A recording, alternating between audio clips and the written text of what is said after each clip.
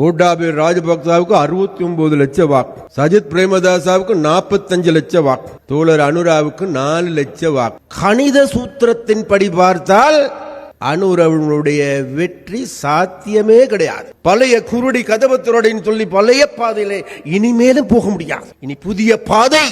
கதை ஒன்று தெரியும் நினைக்கிறவங்களுக்கு, சண்டியன் இல்லாத சந்தியில நொண்டியனும் சண்டியன். அதனால வேண்டி அந்த சண்டியர்களுக்கு சொல்லுங்கோ, இப்ப உண்மையான சண்டியர்கள் வந்திருக்கின்றார். உங்களுக்கு தெரியும், கோட்டாபய ராஜபக்ச யாரா நினைச்சாங்களா அடிச்சு விரட்ட முடியும்? அனுர தோழர் லண்டனுக்கு போனால் லண்டன்லையும் சனம் நிறைஞ்சு படி, அமெரிக்காவுக்கு போன அமெரிக்காவிலையும் மக்கள் வெள்ளமென அணிதிரள்கின்றார். தென்னிலங்கையில காலியா மாத்தரையா இல்ல எல்லா பிரதேசங்களிலும் லட்சக்கணக்கான மக்கள் அணிதிரள்கின்றார். ஆனால் இப்பொழுது இந்த வல்பட்டி நகரத்தை பார்க்கின்ற போது லண்டனுக்கு மாத்திரமல்ல, அமெரிக்காவுக்கு மாத்திரமல்ல, காலி மாத்திரைக்கு மாத்திரமல்ல, எதைக்கும் எதற்கும் சளைத்தவர்கள் அல்ல என்பதை இன்று வல்வெட்டித்துறை மக்கள் நிரூபித்திருக்கின்றார்கள். அதனால் அந்த மக்களுக்கு எங்களுடைய நன்றி, வாழ்த்துக்கள். அடுத்ததாக உங்களுக்கு எல்லோருக்குமே தெரியும், கடந்த காலங்களில் ஜனாதிபதி தேர்தல் நடைபெறுகின்ற போது இங்கிருக்கின்ற பெருவாரியான கட்சிகள், பெருவாரியான மக்கள் நினைத்துக் கொண்டிருந்தார்கள், தோழர் அனுரகுமார திசாநாயக்கா வெல்ல போறது இல்லை. ஏன்? 2019 ஆண்டு நடைபெற்ற ஜனாதிபதி தேர்தலின் போது தோழர் அனுரவுக்கு கிடைச்சது 4 லட்சம் வாக்கு, வெறும் 3% வாக்கு. கோட்டாபய ராஜபக்சாவுக்கு 69 லட்சம் வாக்கு, சஜித் பிரேமதாசாவுக்கு 45 லட்சம் வாக்கு, தோழர் அனுராவுக்கு 4 லட்சம் வாக்கு. கணித சூத்திரத்தின்படி பார்த்தால் அனுரவனுடைய வெற்றி சாத்தியமே கிடையாது. ஆனா எல்லாருக்குமே தெரியும், கணித சூத்திரம் அல்ல, சமூக விஞ்ஞானத்தின்படி இதை இவ்வாறான மாற்றங்கள் என்பது ஒரு நொடியில் வேகமாக மிக பாய்ச்சலாக மாறும் என்பதையே அனுரவுடைய வெற்றி குறிப்பிட்டு காட்டும். அதன் பொழுது ஒரு முக்கியமான வேலை என்ன? அனுர நாடு முழுவதும் கூடுதலான வாக்கு எடுத்தாரு. யாழ்ப்பாணத்தில் இத்தனை வாக்கு ஜனாதிபதி தேர்தல். ரணில் விக்ரமசிங்காவுக்கு 90,000 வாக்கு, சஜித்துக்கு 1 லட்சம் வாக்கு, அது இல்லாம நம்மட சங்குக்கும் வாக்களிச்சு போட்டு மிச்சம் இருந்துச்சு 28,000 வாக்குகள் தான் அனுர தோழருக்கு கிடைச்சது. ஆனா அனுர தோழர் அதுல சொன்னார் என்னன்னு கேட்டா, எனக்கு யாழ்ப்பாணத்தில் கிடைத்தது 28,000 வாக்குகள் தான், ஆனால் இலங்கையில வாக்கு வீத அதிகரிப்பில் யாழ்ப்பாணம் முதலாவது இடத்தில் இருக்கின்றது. அதன் பொழுது என்னிடம் ஊடகவியலாளர்கள் கேட்டார்கள், யாழ்ப்பாணத்தில் இன்றைக்கு நான் அன்றைக்கு சொன்னேன், யாழ்ப்பாணத்தில் இருக்கின்ற மக்கள் எங்களுக்கு 28,000 வாக்குகள் வலித்தாலும் கூட வாக்கு வீத அதிகரிப்பில் முதலாவது ஸ்தானத்துக்கு உயர்த்தி வைத்திருக்கின்றார்கள். அதனால் எங்களுக்கு திடமான நம்பிக்கை இருக்கின்றது, எதிர்வரும் பொது தேர்தலில் யாழ்ப்பாணத்தில் முதன்மையான கட்சியாக மாற்றி அமைப்பார்கள் என்கின்ற நம்பிக்கை எனக்கு இருக்கின்றது என்று அன்று நான் தெரிவித்தேன். அதன் பிறகு பொது தேர்தல் முடிந்த பிறகு இன்றைக்கு உங்களுக்கு எல்லோருக்குமே தெரியும், யாழ்ப்பாணத்தில் வாழ்கின்ற மக்கள் இது நாள் வரைக்கும் யாராலும் நினைத்து பார்க்க முடியாது, அசைக்க முடியாது என நினைத்துக் கொண்டிருந்த நாங்கள் தமிழ் தேசியம், அந்த தேசியம், இந்த தேசியத்துக்கு தப்பால் ஏனைய கட்சிகளுக்கு மக்கள் வாக்களிக்க மாட்டார்கள், அதனால் தாங்கள் போடுகின்ற தாளத்துக்கு ஏற்ப ஆடுகின்ற மக்கள் என நினைத்துக் கொண்டிருந்தார்கள். அந்த வேளையில் தான் ஜனாதிபதி தேர்தலுக்கு முன்பு அனுர தோழர் யாழ்ப்பாணத்துக்கு வருகின்றார். யாழ்ப்பாணத்தில் வீரசிங்க மண்டபத்தில் ஒரு கூட்டம் நடந்தது. கூட்டம் நடக்கிறதுக்கு முன்னுக்கு இருந்த ஊடகங்கள் எல்லாம் சொன்னார்கள், இந்த முறை அனுர தோழர் வாரார், அனுர தோழர் இந்த ஜனாதிபதி தேர்தலில் நிற்க போகின்றார், அப்படியாக இருந்தால் அவர் 13க்கு என்ன சொல்ல போகின்றார், பெடரலுக்கு என்ன சொல்ல போகின்றார், அல்லது மாகாண சபைக்கு என்ன சொல்ல போகின்றார் என்ற கேள்வியை நாங்கள் இந்த வீரசிங்க மண்டபத்தில் இருந்து அனுருடைய உரையின் மூலமாக கேட்கின்றோம் என்று கேட்டார். ஆனால் அனுர தோழர் இறங்கினார். இறங்கிட்டு சொன்னார், அவருடைய உரையின் பொழுது இன்னைக்கும் எனக்கு ஞாபகம் இருக்கின்றது, நான் யாழ்ப்பாணத்திற்கு வந்தது, யாழ்ப்பாணத்தில் இருக்கின்ற மக்களிடம் வாக்கு கேட்பது 13 தருவதற்கோ, பெடரல் தருவதற்கோ, மாகாண சபையை தருவதற்கோ அல்ல, அதற்கு பதிலாக இங்கிருக்கின்ற மக்களோடு எங்களுக்கு ஒரு நீண்ட நெடிய ஒடுக்கல் வாங்கல் உண்டு. அதுதான் இன்றைக்கு இந்த சமூகமே பீடித்திருக்கின்ற சமூக பிணியில் இருந்து, இந்த சமூக சீர்கேட்டில் இருந்து, இந்த போதை பொருளில் இருந்து, வாழ்வற்ற கும்பலில் இருந்து இன்றைக்கு பிறக்கின்ற பிள்ளை அல்ல, கருப்பையில் வளர்கின்ற பிள்ளையும் கூட 15 லட்சம் ரூபாய் கடனாளியாகப்பட்டு 2021 ஆண்டு சிறுவர் பாதுகாப்பு அதிகார சபை சொல்லுகின்றது 3667 குழந்தைகள், 10 வயசுக்கு குறைவான குழந்தைகள் பாலியல் துஷ்பிரயோகத்துக்குள்ளாக்கப்பட்டிருக்கின்றார்கள் என்று கூறுகிறேன். ஒரு நாள் யாழ்ப்பாணத்தில் இந்த கதையை நான் சொல்லிக் கொண்டிருந்தேன். ஒரு 9 பேர் இருந்தாங்க கூட்டத்தில். பெண்கள் தான் கூடுதலாக இருந்தார்.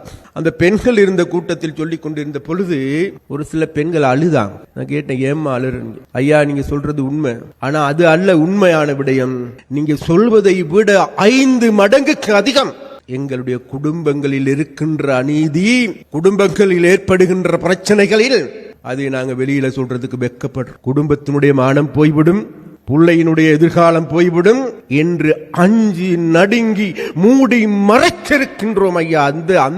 அந்த வெளிப்பாடுதான் இந்த அழுகையாக வருகின்றது. அப்படியானால் இங்கே மாத்திரமல்ல, இது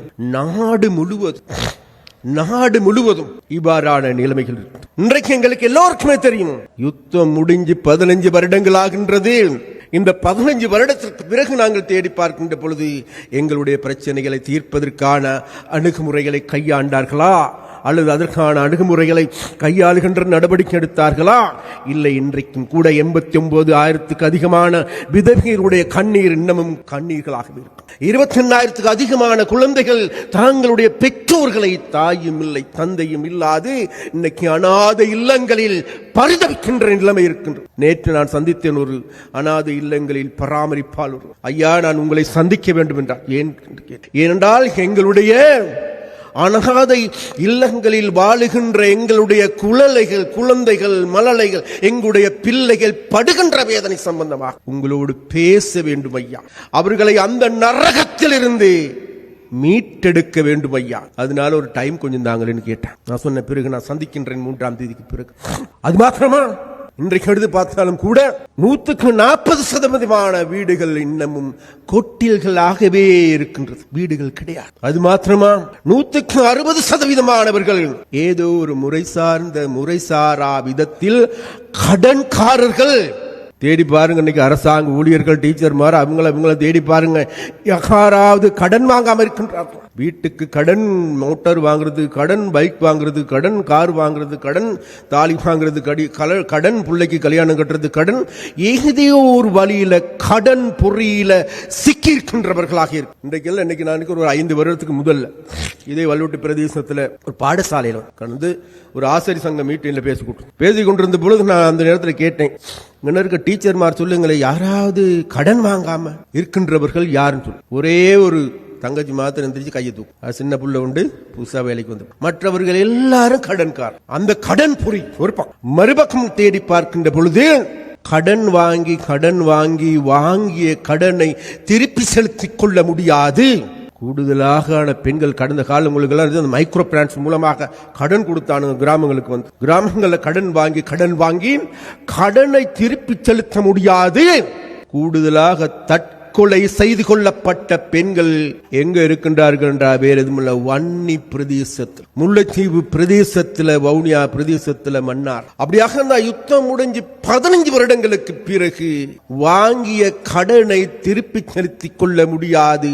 கூடுதலாக தற்கொலை செய்து கொள்ளுகின்றவர்கள் எங்க இருக்கின்றார்கள் என்றால் முல்லை வறுமை கோட்டின் கீழ் கூடுதலாக வாழுகின்ற மாகாணம் வட மாகாணம். அதில் கூடுதலாக இருக்கின்றது வேறு எதுவுமல்ல, 1வது மாவட்டம் முல்லைத்தீவு மாவட்டம், 2வது கிளிநொச்சி மாவட்டம். அது மாத்திரமா? அப்ப இவ்வாறான நிலைமைகளுக்கு நாங்கள் முகம் கொடுத்துக் கொண்டிருக்கோம்.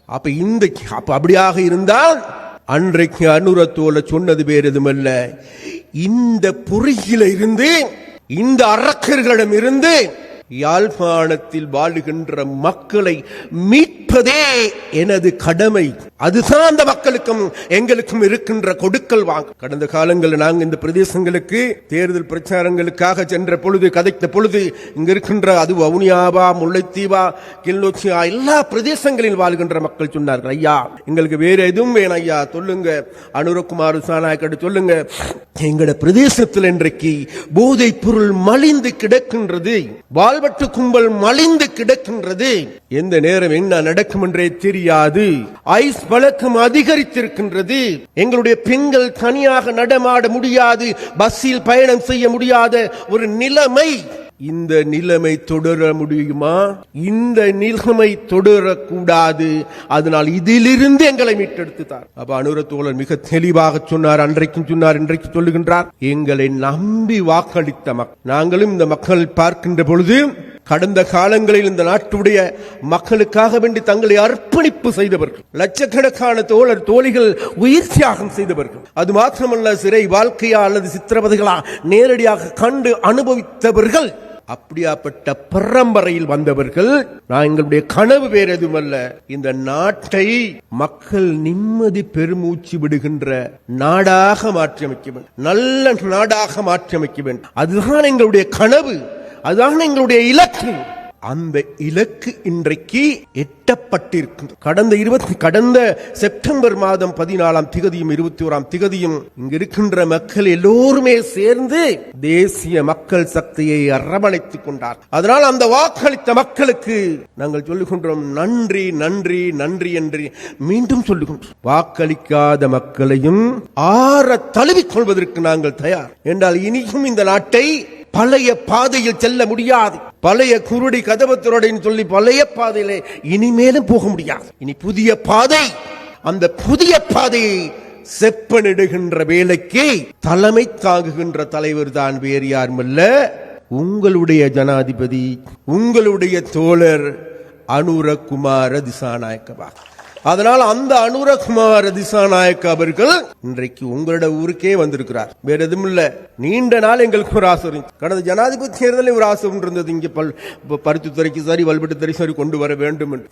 ஆனா அன்னைக்கு முடியாமல் போனது, பிசி பிசின்ட்டு போனோம். ஆனா இப்போ ஒரு சந்தர்ப்பம் கிடைச்சிருக்கு நமக்கு. அந்த சந்தர்ப்பம் என்பது வேற எதுவும் இல்ல, அனுரசோல சொன்ன இங்க வந்து நான் வேற எதுவும் இல்ல, முதல்ல இங்க உள்ள மக்களை பார்க்கணும், நான் பேசுறதுல அந்த மக்களை பேச விடணும், அவர்களுடைய கருத்துக்களை பரிமாறிக்கொள்ளணும். அந்த பரிமாறிக்கொள்வதற்கின்ற வேலை திட்டத்தை சரியான முறையில் முன்னெடுங்க. நான் வாரேன்னு சொல்லி போன மாசமே டேட்டை கொடுத்துட்டார், 31ஆம் தேதி வருகின்றேன். அன்னைக்கு டிசிசி போட்டுக் கொள்வோம் காலையிலேயே, பின்னேரம் 2 கூட்டங்கள், இங்கு ஒரு கூட்டமும் அதே போன்று சாபக்கச்சேரியில் ஒரு கூட்டத்தையும் போட்டுக்கொண்டு அங்குள்ள மக்களையும் சந்திக்க வேண்டும் என்று நாங்கள் தீர்மானம்.